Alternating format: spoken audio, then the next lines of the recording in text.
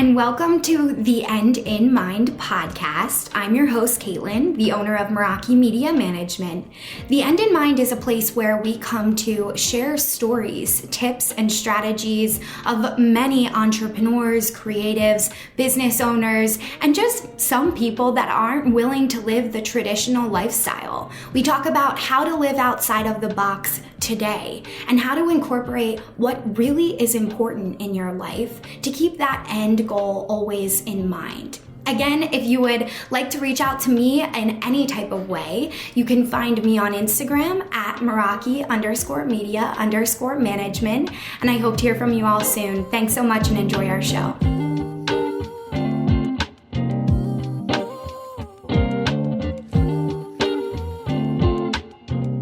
Hey everybody, welcome back to the End in Mind podcast. I'm your host, Caitlin, and I have a wonderful guest here with me today, Ines. Thank you so much for being here. And we actually connected on Instagram, so thanks. Yes, thank you for having me. Thank you for reaching out. Thank you for making this possible. I'm so happy to be here. Of course. Oh my gosh. Your energy is, coming off of the screen. We don't produce this video, but I'm like, I kind of wish we were for this episode because you're just so vibrant. I feel like we really get each other on our energetic levels. And I'm just so grateful. Yeah. Yeah, me too. So likewise, let's dive in. Let's give the people what they want to hear. Yeah, right. Oh my gosh. So tell us a little bit more about yourself before we get into, the story of how we met and everything. Just give us your little rundown of how you got started in entrepreneurship. Wow. Okay. Well, going back to the beginning, I started as a Reiki practitioner and an astrologer. And I was called into that through my own struggles. I've had eczema since I was born, but there was a point in time, in my early 20s where my eczema got really, really severe. It was like covered my entire body. It was it was actually debilitating. All my eyebrow hairs fell out.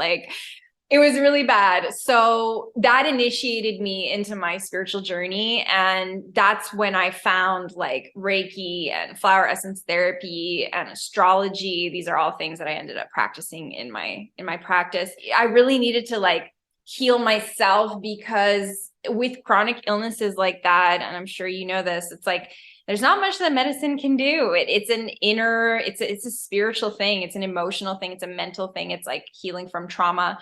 So that's what got me into, starting my own healing practice. And then eventually, I wanted to make more money. I wanted to have a bigger impact. So I started spiritual coaching. And now I'm at this point where I am a business coach. I do holistic business coaching for other practitioners who are looking to scale their businesses online. So that's my kind of journey in a nutshell. And that's been over the last 6 years. 6 years ago this month, I started my healing practice. So wow, congratulations. Thank you. Thank you.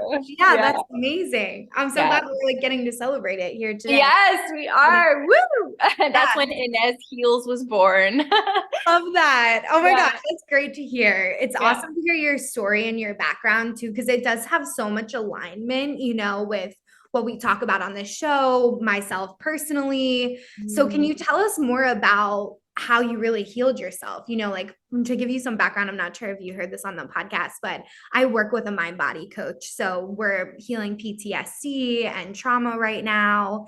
And it's totally impacted every area of my life, positively. So I'd love to hear more about your experience. It's huge. And it's something that I feel like I want us to have more conversations about in the realm of business and entrepreneurship, especially with holistic, and spiritual entrepreneurs, because so many of us are dealing with trauma and PTSD. And that's what has contributed to our paths as healers and, coaches. So we need to talk about how it affects our ability to pursue success and achieve success and sustain success and all of these things because they're super connected.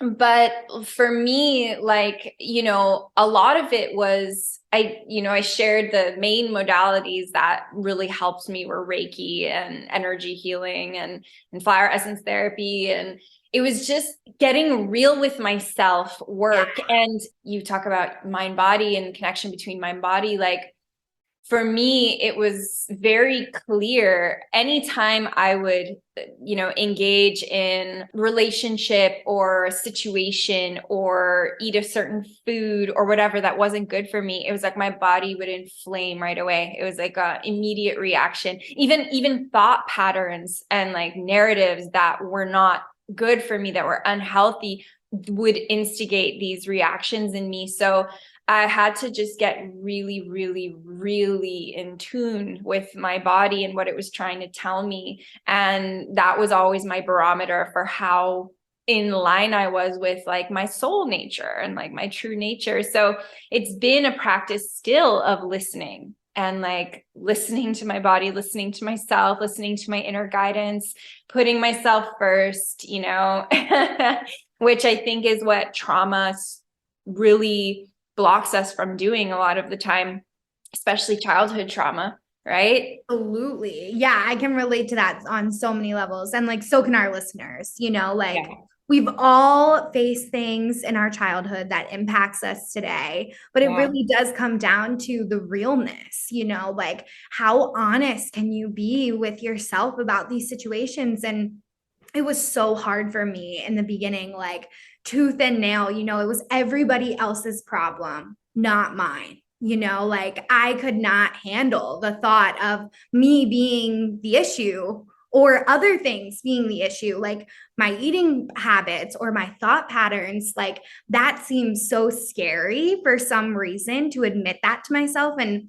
once I started this podcast, back in 2020, it was like, oh no, like this is literally the platform where I am going to share how real you have to be in order to come out the other side, better than you were going in. 100%, 100%. And like something that I've been really thinking about a lot is how, we have a sense of like spirituality as being this like otherworldly thing that's like, and yes, we connect to it in this like multidimensional way. But like, if you really want to be a spiritual person, you have to get down, down, down to the 3D. Like you have to get down, down, down to the realest real of like this moment. And within that, you actually transcend it and you find spirituality, but like you bridge the gap or whatever. But yeah, it's about like, if you're a spiritual person, you're just a really, really real person. Like that's what it is at the end of the day. And the more healed you are, the more real you are, So yeah, 100%. It's so true. I love that you said that. I call it my naked mole rat moments, like where I'm literally like sometimes there are moments where I'm just standing in my bathroom, like, okay, we got to take this one for the team today, Yeah. It's a little humbling, but the moment that you do it, it also all the external, all the internal issues that you're having, like they really do subside, like quickly once you accept it, but it's all in the process. Yeah. Yeah, well, and the thing that keeps most of us down is the resistance to the truth, right? That's what creates the struggle. That's it. It's like as soon as you accept and stop resisting it, then you're in a state of surrender to your true self. And then you magnetize and then you're living your authentic life. It's so true. And it does happen that quickly. Like for our listeners, like, Ines is telling us she had this great prosperous business that she loved. And she knew, okay, I got here through my healing journey. I did that once. I can do that again. And can you tell us, how you've been able to build your now, business coaching business, which is so exciting, and how you really help these practitioners now? Yeah, well, I mean, it was a journey to transition from, single session model of working with people, low, like a very low commitment, style of working with people. But I did that for 3 years. And then I ended up investing in a business program, which totally up-leveled me. And that's kind of when I went into more of the realm of spiritual coaching. Really, I think investment plays a huge part in being able to walk that ladder, to get where you need to go, because ultimately investment always comes down to like, you're investing in yourself. It's not like the business program or the coach or the whatever. They're just a symbol of like you investing in yourself.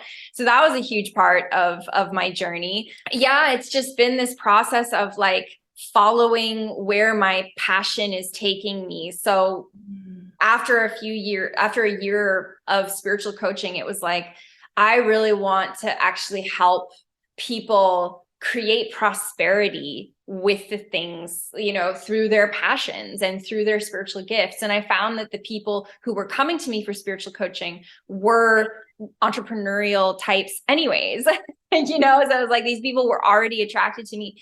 And so that's when I kind of went about creating more of a holistic business approach and holistic business strategy, because I found that was lacking. Even the programs that I went through, it was like, it changed my life and I wouldn't take it back, but I don't use a lot of the strategies that I was taught because they're not holistic. They're not new paradigm. They're still based in like weird rules and like rigidity, that like just doesn't apply to how we want to run our businesses as, highly sensitive entrepreneurs and, people of the new earth. Yes. Yeah. So, but that journey and kind of where I'm at now, it took a lot of like deep inner work. Yeah. Like literally doing this, like digging the tunnel, Yeah.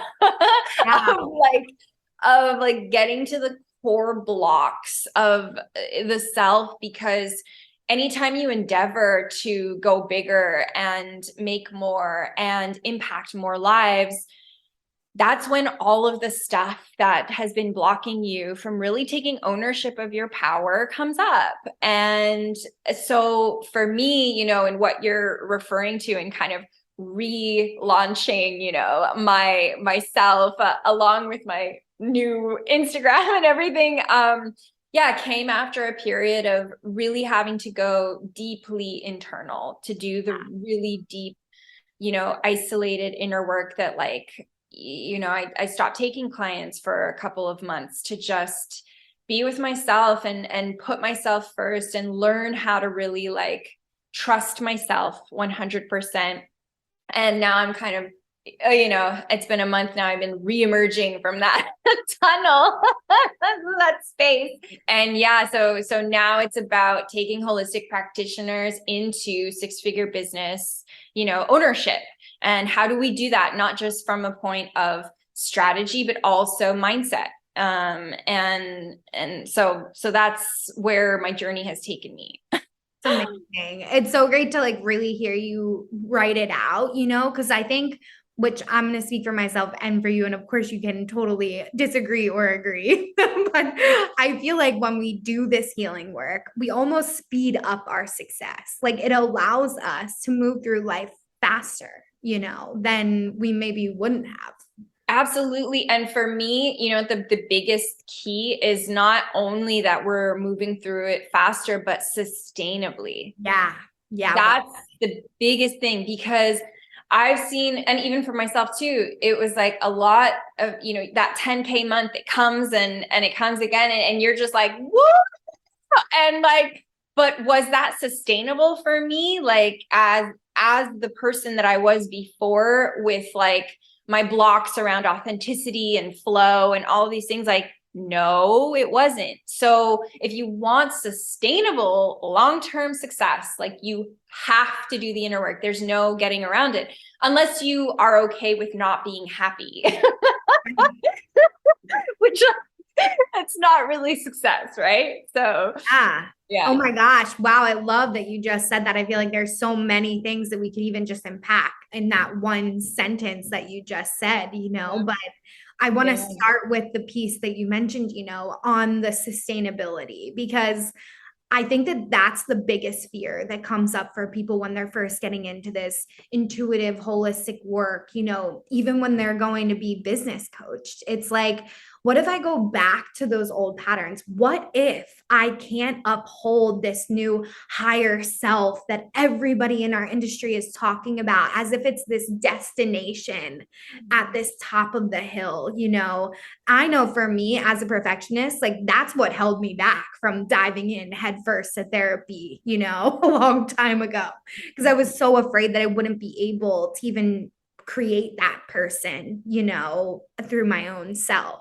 Right. These like insane pressures that we're putting on ourselves as idealists to reach the ideal way of being the self. It's just another route that the trauma takes to tell us. Well, it's another way that the ego keeps control over our being. Yeah. Whereas like what you're talking about, which is like therapy and inner work, is about liberating the soul. So ego is going to push against that, as much as it can, because once you liberate the soul, it's like, goodbye, ego, it's like, or like the soul takes dominance in your being. And so the ego has nothing, nothing to do.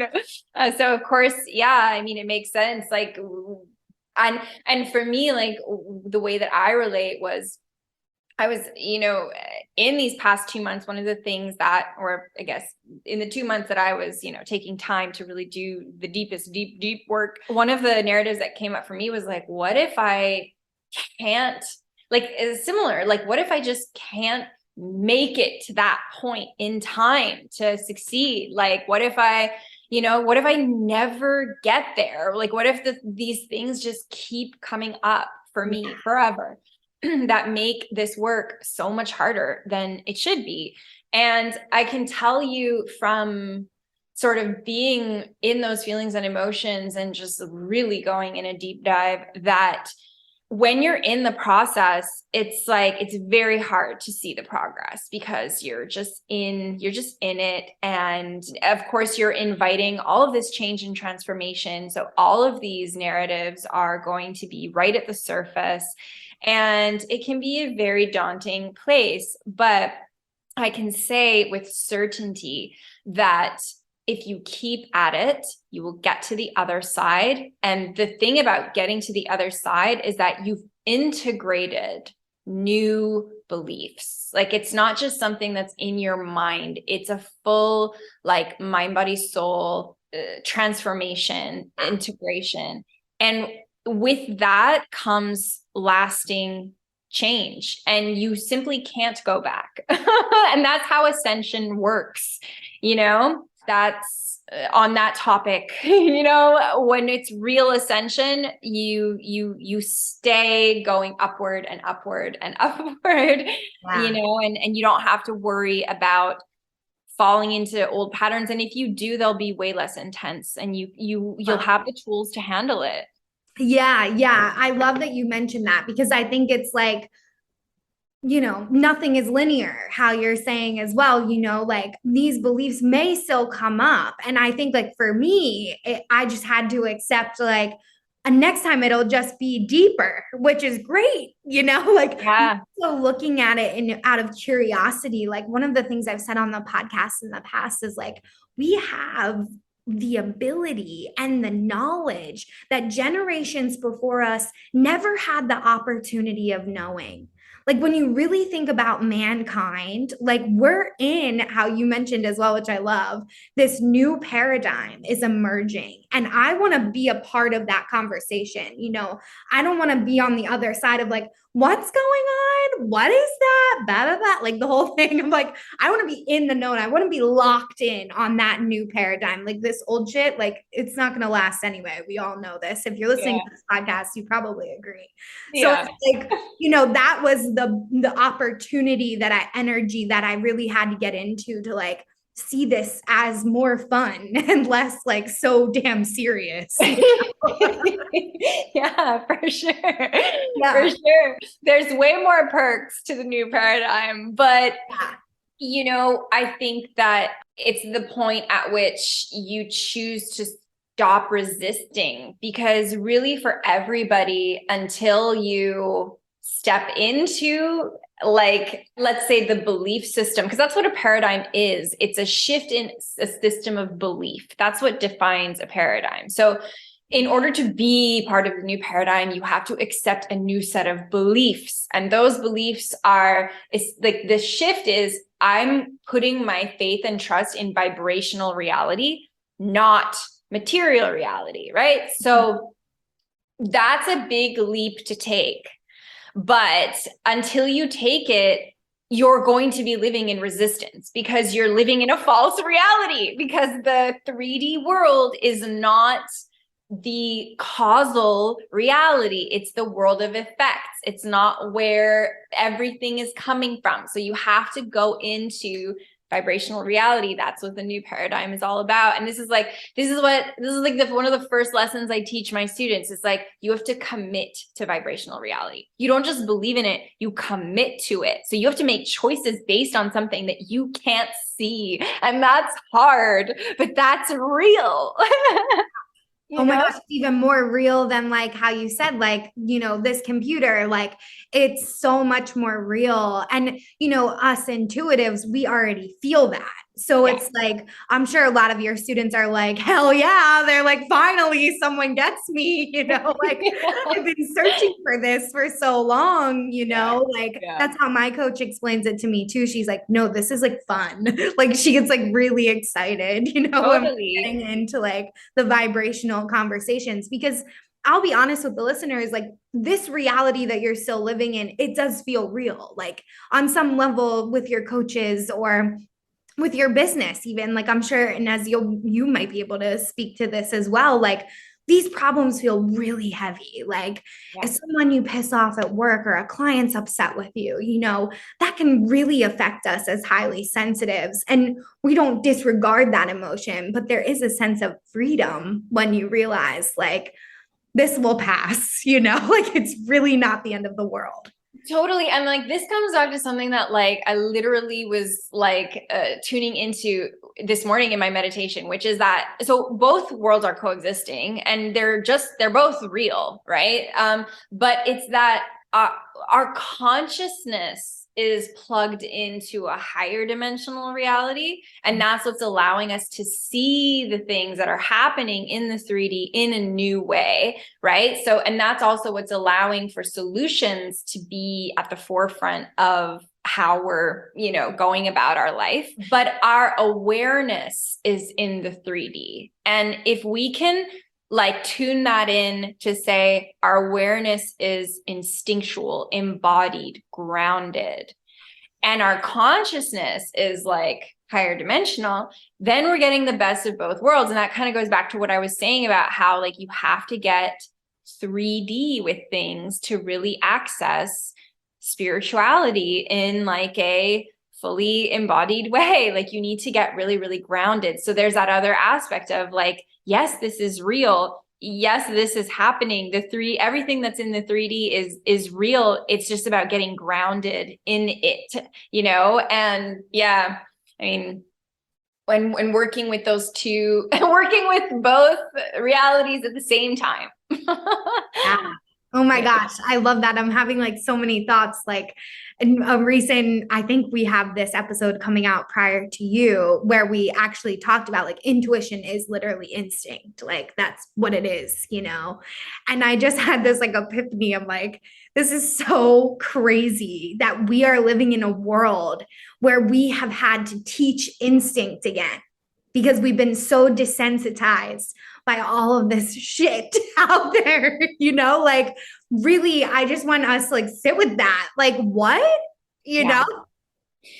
I love that you're saying this because I've been so reflecting on instincts and the instinctual like space. And for me, like one of the really potent images of that's just like flooding my mind right now, so I have to like talk about it, is just like the like jaguar, the Black Panther. This is what always comes to my mind, that is hunting. And they're just really low to the ground and really tapped in to exactly what's going on. So present, so still, so in tune with their, like, what's going on with them and what's going on with their environment. And to me, that was how, you know, my guides were showing me or teaching me instinct. You know, it's about feeling and presence and just being tuned in. And it has nothing to do with thinking. It's like not a thinking place, you know? Yeah. So, and yeah, we've completely lost touch with that, because Yeah. at the end of the day, that's the feminine, that's nature. And when I talk about being grounded and being in the 3D, that's what I'm describing, is like that state, which like, obviously, like it's not always in a place of hyper awareness, like when you're hunting, but it's in a place of like just constant, like receiving information, responding to that information from a grounded place. Everything is good. This is our reality. You know? It's so true. That's exactly how I would describe it too. And like with the business, that like, just so our listeners know, like you literally can run a business exactly how Ines just described it, and it will be extremely successful. And you don't need to know anything about marketing or anything about Instagram and your hashtags and your location. Like it's literally all BS. Like I can't stress it enough. Yeah, I mean, I agree with you. And like, yes, I do think that like the ultra ultimate is emerging of instinct and strategy, but we have to understand the role that strategy plays. That's really what it is, right? Right? Because you need to have a niche and like understand how to market yourself, and like understand how to like move clients' attention or your audience's attention in the ways that you want it to go. And that is strategy. But it comes at like, it's not the most important thing. Yeah. And that's where I think you and I like that's what I think you were ultimately like getting at, was that like you can have a really successful business without any marketing. If you want to have an even bigger and better successful business, add in the marketing, add in the strategy, and it'll be even better. But yeah, know its place. If you just follow marketing strategies to a T with no intuitive, like instinctual, like sense of what you're doing, it will be less successful than a business that has no strategy and is run completely on instinct and feeling. Yeah, that's exactly how I see it. It's like, because I've seen it, you know, I've seen people be so engulfed by the knowledge, the education. I mean, they're listening to 5 or 6 podcasts a day. They're signing up for every course that they see online. You know, like those are the people that I attract, because we're perfectionists. We want to do it perfect. And like, you do not have to be perfect to run a business. You actually have to be the complete opposite. You just have to be you know? And I think what you were mentioning about the strategy piece, like for me, the strategy comes so naturally because that's what I went to school for. You know, like I get marketing, I get people. So I have to be in my feminine in order to create for my intuitive marketing, or like it just won't happen because I have the strategy knowledge.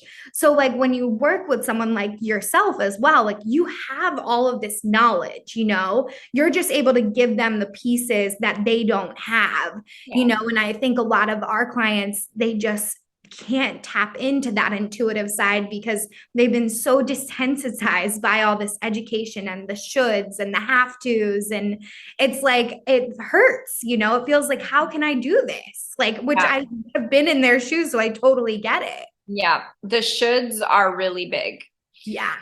Really big, and the rules and everything like that. And you know, something else that I was recently having a conversation about with one of my former clients actually is about like you need to, and you said it as well without realizing, but it's like you need to learn the strategy to release the strategy. Yeah. So it's like also, a great example of this is also anybody who's learning an instrument or learning arts, like painting, anything that you're learning. It's like you need some fundamentals of, you need the theory to really excel at whatever it is that you're doing. But it's like you go through the theory to become unconsciously competent, which is what you're saying. You're like, I know how to market. I don't have to think about it. Right. And for me too, like recently in these, my evolution in my relationship towards social media, it's been accepting, okay, you know how to do this. So you don't have to think about doing it anymore. All you have to do is just show up and be yourself. Yeah. That's it. Right. But you have to like move through it to get to the other side of it. That's how I'm seeing it now. Yeah, absolutely. And you also have to play with it. Like, I Yeah. think that that's the whole thing. These clients, they will come to me, they're so caught up. Like, The rigid. Yeah. like, oh my God, like one period is out of place. Like, and they're upset. Like, literally, like the sky is falling. Yeah. And those were the people that I wanted them to realize, like, hey, it's okay. Like, let's just take a deep breath. Like, this isn't fun anymore for you.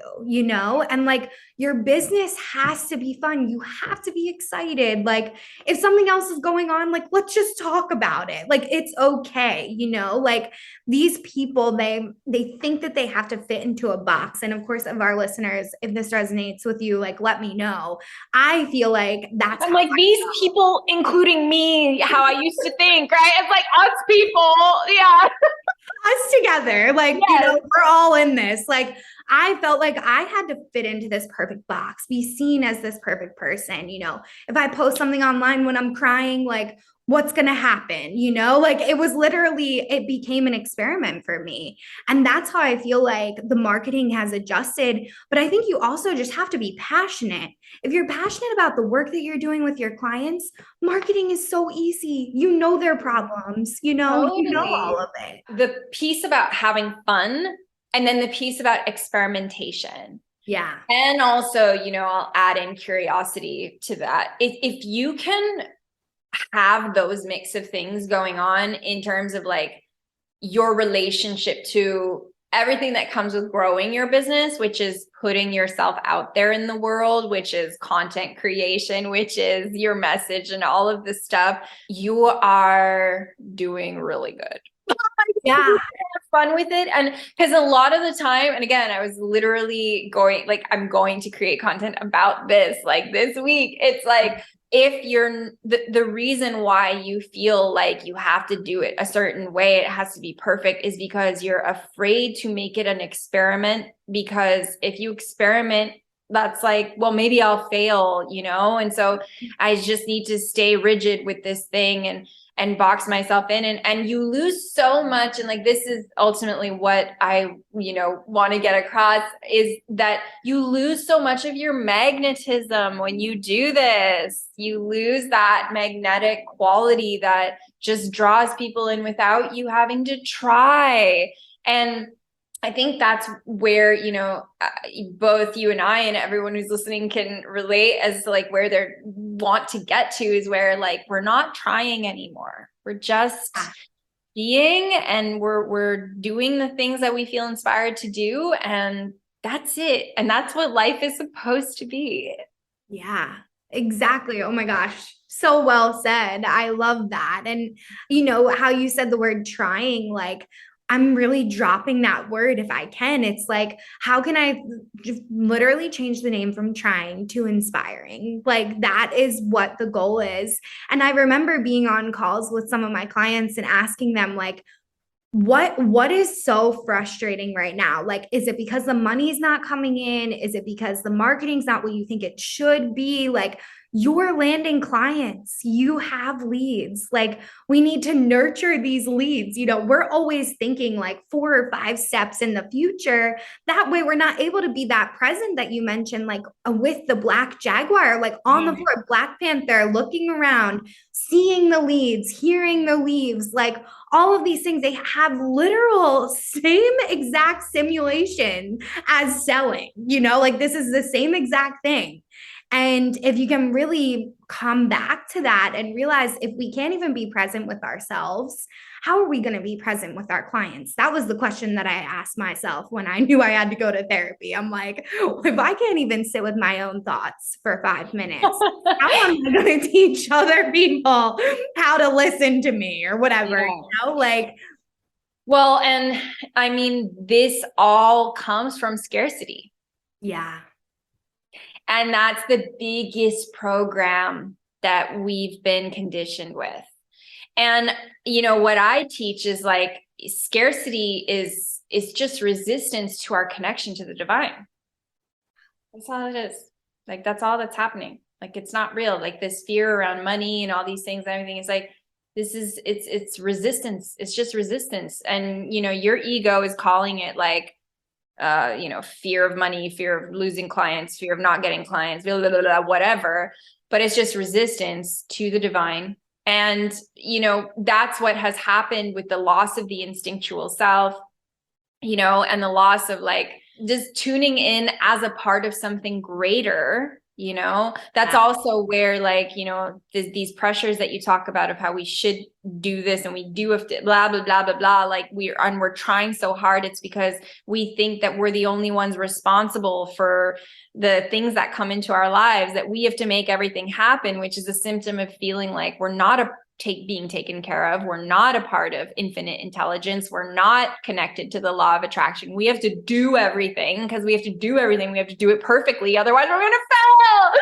It's this whole like crazy narrative. And yeah, it can all be boiled down to just saying scarcity, which is disconnection from source. And like, that's unfortunately what the old paradigm drilled into humanity. Like that was the weapon, Wow. It's so clear, like when you really get clear, it feels this clear. Like as you're saying that, it's like, duh, like, but it's so hard again, like in the day to day, stay in that energy that you're explaining, It is. That's the journey of ascension. Like that's the journey of healing, is to refine that thing that was always there. It's just that we block it, with our false beliefs and limitations that come from these experiences that were difficult that we had, and from the fact that for most of us, our parents are really conditioned with this. Yeah, well said. Yeah. So that was the mental environment that we grew up in. Like that was what surrounded us. So it's like we are all doing this work to collectively like introduce a new way of living life besides just like having to secure everything and control everything from this high pressurized stress place. Crazy, like even now, I'm sure we can all relate to this, like observing, like when you really can just step back and not get caught up in the madness, it's like really is very freeing because you realize like I don't have to get caught up in the rabbit hole of these like dumbass conversations, like we love our parents dearly. Like my mom is absolutely victim of this, like when I was starting my business, she's like, you're crazy as shit. Like you're literally living out of our basement. Like what is going on, and now she's so supportive. But of course, those ideologies still come back up. Like she has so much scarcity, like I can't tell her one thing that goes off the beaten track, of the business, or it's literally like the business is failing. Like it is one thing, Yep. Yeah. They're very ready to melt down. Yeah. It's like it's right at the surface for them. It's so easy to just go into crisis, like everything is gonna fail. Yeah, I feel for them, and like, you said this at the beginning too, about how we are able to access so much in terms of information and resources that other generations just weren't able to access. And we're just like at this time of like information over, like accessibility, sometimes overload, but that's what's enabled us to shift, like the language that we're using even wasn't around, certainly not ideas like ascension and these are very, maybe they were around, but they weren't. It's like where unless it's a part of common conversation or on the news or on the media that was like available to our parents at that time, like how would they have come into it? Like it's the internet really changed things. And that's a whole other thing that we don't need to get into, but like that's why we are the way that we are. Yeah, no, I actually think that that's a perfect, entry into social media conversations Right. too, because that's the way I always saw Instagram. This is going back 5 years ago now. I remember coming home from my job, like I'm 2 days out from quitting. Like I just had to quit. I was so done. And I was like, I'm sure you guys can resonate, we hate it. So I come home and I said to my mom, like, I guarantee you in a few years, 90% of the people in my generation will be working from home. I didn't know how, but I literally was like, we cannot handle this as a generation. I don't know how you guys handled it, made you guys all kooky.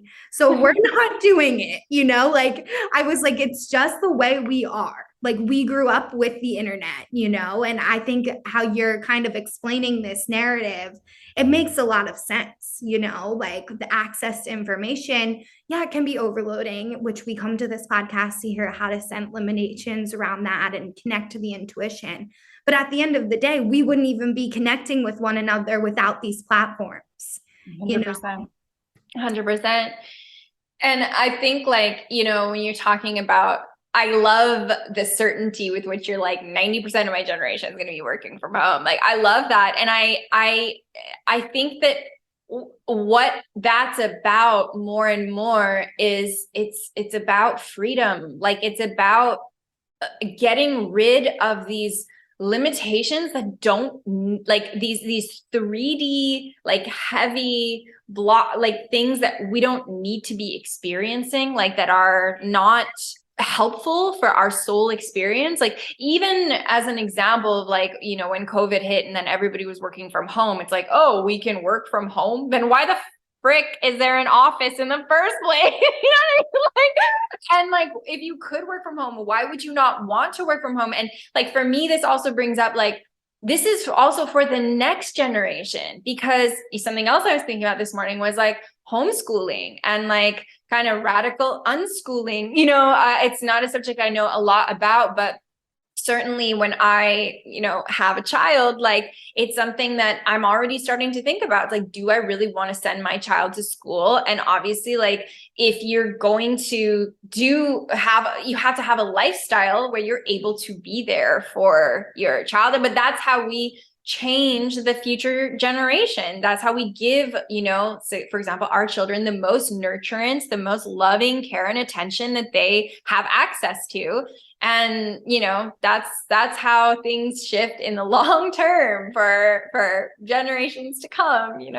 Yeah, it's actually like it really is so exciting, like to even hear you say that. As I was a kid, like I wish that they had these opportunities for myself, so it would have changed my life. Like I was such a creative, like I'm sure you can relate to this too. It's like we're creatives, like we don't need to be at the table reading every day. Like maybe we do need to be creating or out in nature, like learning about different things. Like other things excited me, Yeah. but whatever we were studying in school wasn't exciting. So of course, like I didn't do well. It wasn't fun. Interesting. Yeah, no, and I just feel like so much of what we spent so much time learning about, I don't remember it. It doesn't matter. Like, and it's like didn't enrich my life experience at all. It was just spending a bunch of time around. It was really more of a social thing than anything else. And for us highly sensitive people,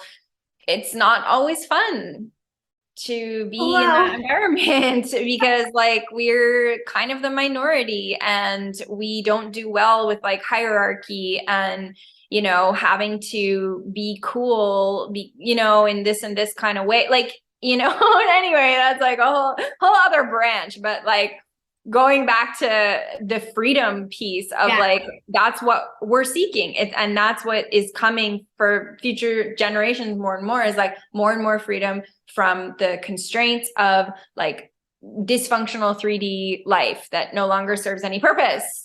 Yes. Oh my gosh, I love it. I'm literally eating it up. I would love to have you back for maybe a part 2 where we can go into how you lost your account and oh yeah. Well, the story in that is not that deep because it was literally like IG just disabled my account randomly. And I was like, okay, well, I guess I'm not going to fight to get this back because I feel like this is an act of divine intervention. Yeah, I love it. Yeah, but absolutely, yes. I would love to have another combo with you at a future date because clearly we have a lot to say. Right? I know. I'm like talking over you. Like I'm. Yeah, me too.